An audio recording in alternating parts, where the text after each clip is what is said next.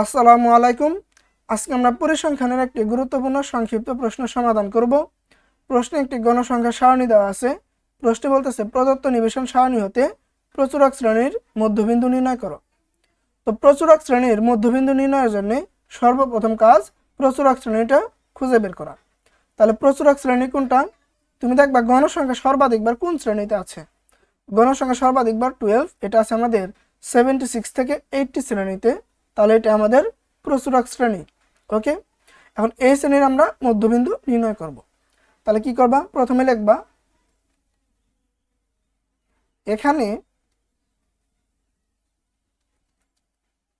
গণসংখ্যা সর্বাধিকবার 12 আছে 76 থেকে 80 শ্রেণীতে। সুতরাং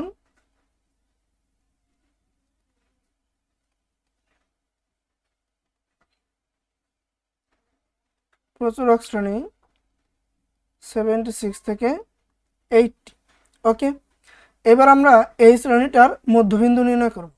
লিখবা অতএব 76 থেকে 80 শ্রেণীর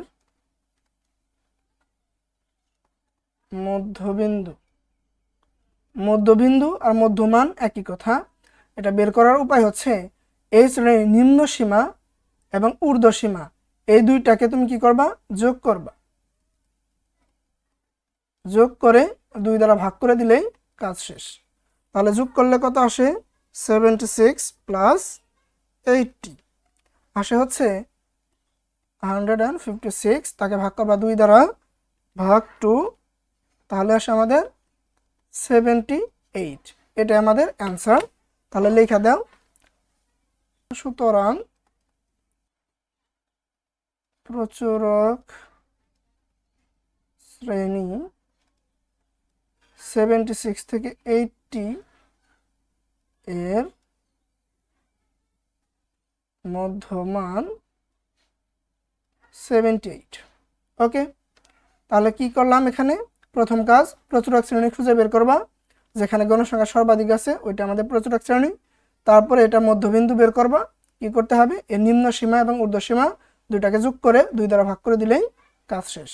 ওকে, দেখা হচ্ছে তোমাদের সাথে পরবর্তী ক্লাসে। ধন্যবাদ। আল্লাহ হাফিজ।